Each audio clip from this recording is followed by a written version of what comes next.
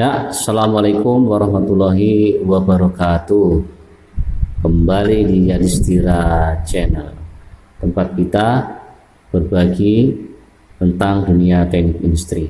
Oke, kali ini saya Yadiswandi di Yadistira Channel akan berbagi mengenai tentang Kaizen ya.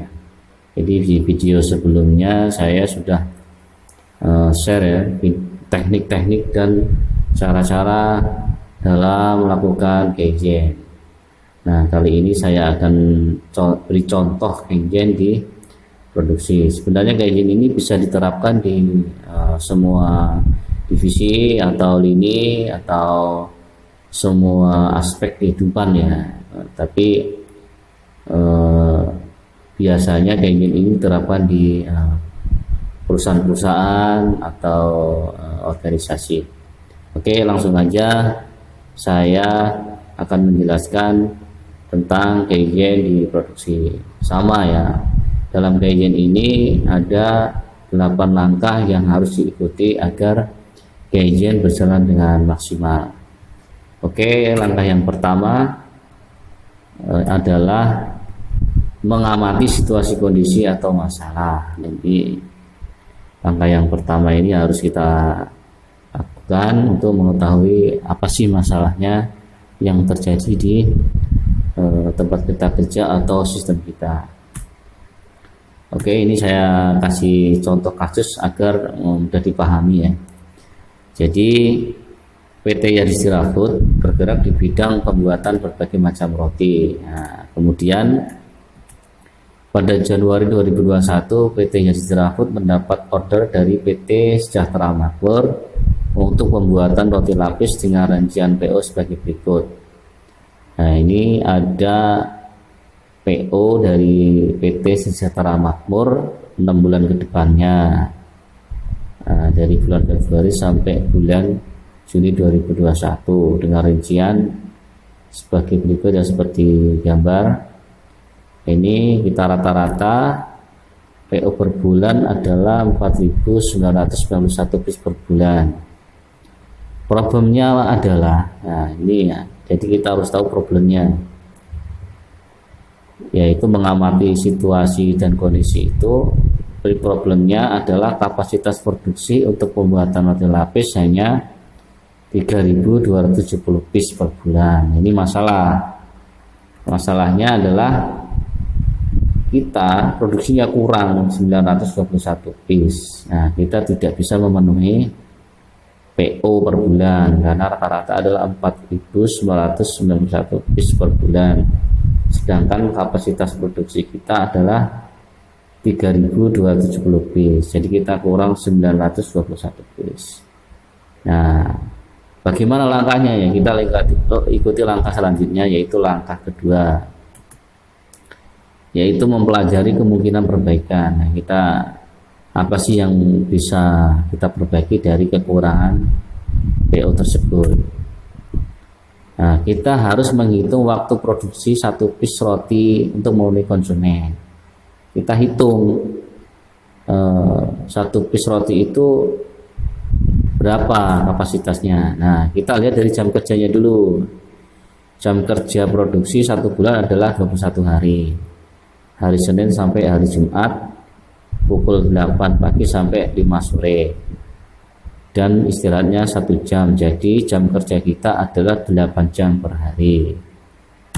Nah, untuk memproduksi satu piece roti tersebut kita harus menghitungnya.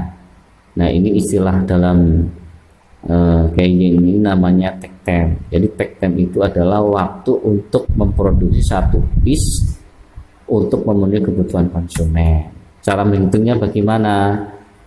Nah, waktu yang tersedia dibagi kebutuhan PO per bulan.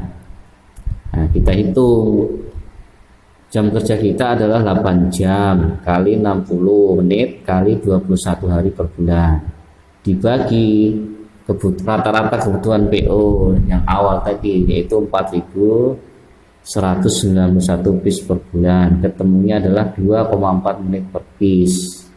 Nah, ini namanya takt time. Jadi dalam 2,4 menit per piece ini waktu yang dibutuhkan untuk memenuhi kebutuhan konsumen atau PO. Kemudian kita menghitung waktu proses yang dibutuhkan untuk memproduksi satu piece roti. Nah, satu piece roti kita butuh berapa? Nah, itu namanya adalah cycle time. Jadi waktu yang dibutuhkan untuk memproduksi roti itu namanya cycle time. Kalau takt time tadi waktu yang dibutuhkan untuk memproduksi roti dalam rangka memenuhi kebutuhan konsumen. Jadi beda ya. Nah, kita lihat prosesnya dalam pembuatan roti. Yang pertama adalah membuat adonan. Nah, itu ada terigu, telur, susu, gula, air dan lain-lain. Membutuhkan waktu atau cycle time sekitar 12 menit. Kemudian langkah selanjutnya adalah menyiapkan loyang. Nah, ini kegiatannya adalah oles loyang dengan mentega. Nah, ini poinnya di sini 3 loyang. Jadi setiap memasukkan adonan ke dalam loyang itu ada 3 loyang dan 1 loyang ada cetakan, berarti ada 12 cetakan. Itu membutuhkan waktu sekitar 2 menit. Nah, langkah selanjutnya adalah menuang adonan ke dalam loyang. Nah, ini seperti sekitar 2 menit. Kemudian langkah selanjutnya adalah memasukkan adonan ke dalam oven. Itu memasukkan adonan ke dalam oven dengan temperatur 200 derajat Celcius dengan waktu 7 menit. Oke. Kemudian langkah selanjutnya adalah keluarkan roti dari oven. Itu membutuhkan waktu 2 menit. Kemudian langkah yang terakhir adalah cek roti dan packing. Nah, itu membutuhkan waktu sekitar 12 menit.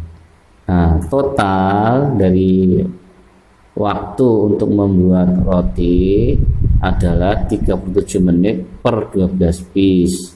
Karena poinnya tadi 12 cetakan, 12 roti, 3 loyang kali 4 cetakan. Temunya adalah 12 piece.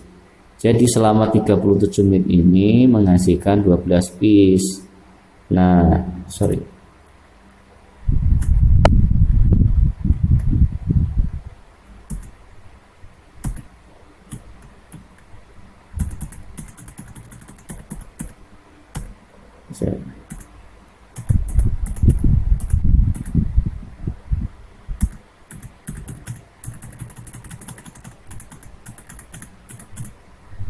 Nah, ini jadi waktu yang dibutuhkan untuk membuat roti 1 piece adalah 3 menit, 3,08 menit per piece.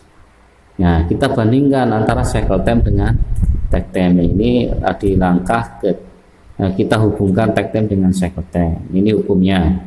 Jika takt time lebih besar daripada cycle time, problemnya adalah produksi berlebih, ya, terlalu berlebihan. Poin kajiannya adalah reduce manpower dan review order dan produksi. Kemudian ketentuan yang kedua adalah jika takt time kurang atau lebih kecil dari cycle time, maka problemnya adalah produksi berkurang. Poin kajiannya adalah kajian proses produksi atau menghilangkan mudah atau pemborosan. Nah, kita lihat kasus ini di nomor 3. Actual problem adalah takt time lebih kecil dari cycle time. Nah, kita lihat. Nah, takt time-nya adalah 2,4 menit per piece, itu lebih kecil dari 3,08 menit per piece. Jadi kita menggunakan yang hukum yang kedua, berarti kita harus menghilangkan mudah atau pemborosan atau kajian proses produksi. Oke. Langkah selanjutnya adalah menulis ide perbaikan. Nah, kita lihat di diagram ini waktu proses pembuatan roti lapis. Ini kalau saya bisa gambarkan dalam grafik, yaitu membuat adonan 12 menit, minyak loyang 2 menit, menuang adonan 2 menit, masukkan adonan ke oven 7 menit, mengeluarkan roti dari oven 2 menit, dan cek roti dan packing adalah 12 menit. Nah, ide perbaikan kita adalah bagaimana kita bisa menurunkan atau menekan waktu yang lama, waktu yang terlama dari rangkaian proses pembuatan roti. Nah, kita bisa lihat yang seperti yang saya kotak merah pada proses membuat adonan dan cek roti serta packing rata-rata 12 menit.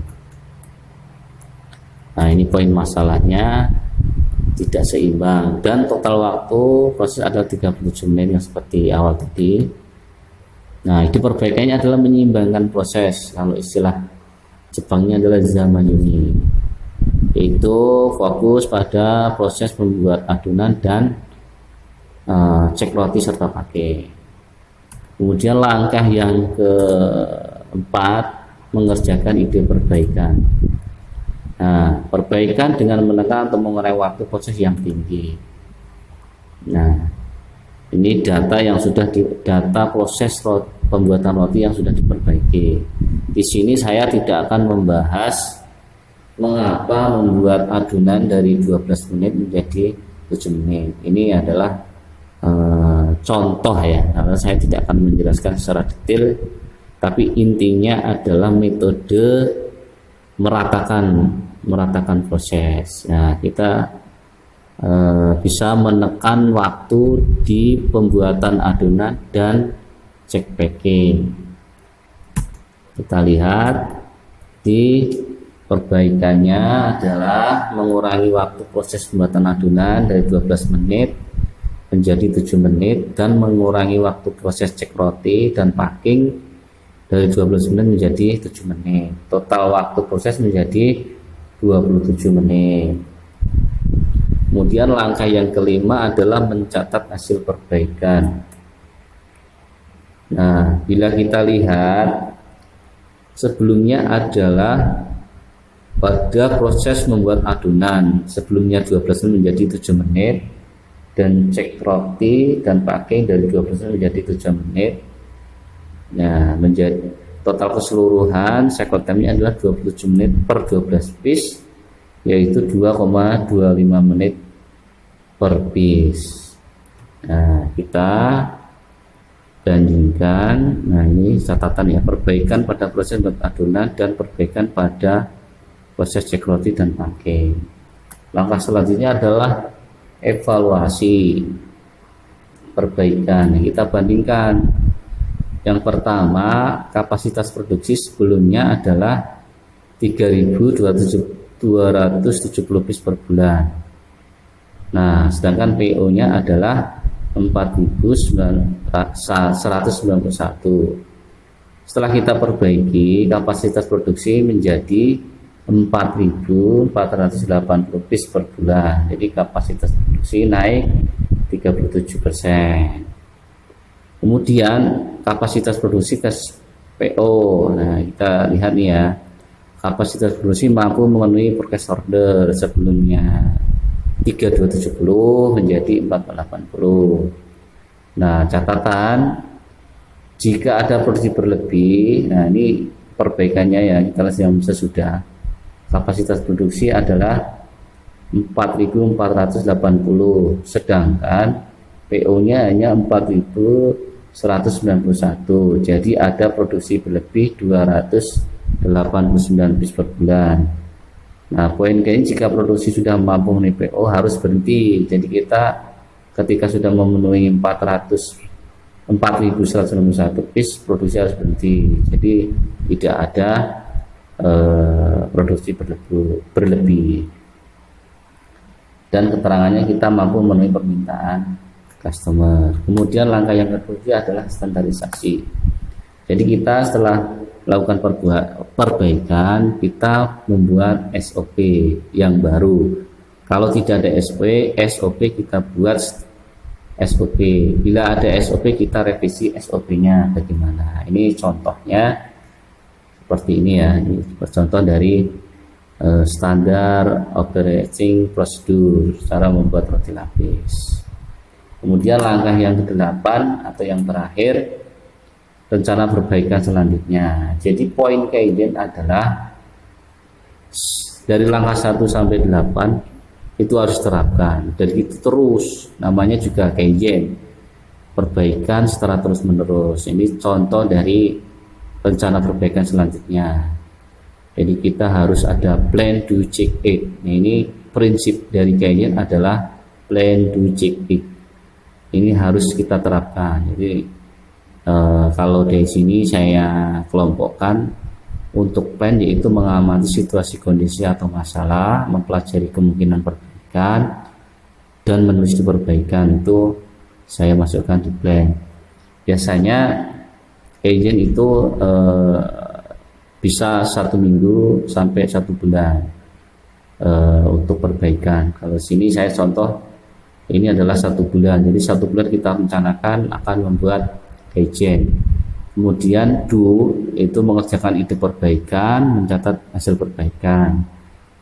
Check-nya adalah evaluasi perbaikan, dan it-nya adalah standarisasi serta rencana perbaikan selanjutnya. Dan ini terus berputar. Jadi plan, do, check itu akan terus berputar dari langkah 1 sampai langkah 8. Ya, demikian contoh dari Kaizen. Semoga ada yang bisa kita ambil manfaatnya. Bila ada teman-teman yang belum jelas, bisa ditulis di komen atau sharing-sharing agar channel ini bisa ada perbaikan. Demikian ya, saya ucapkan terima kasih, semoga bermanfaat. Salam dari saya Yadis Suwandi pada di Yadistira channel, berbagi tentang teknik industri ya. Sekian, wassalamualaikum warahmatullahi wabarakatuh.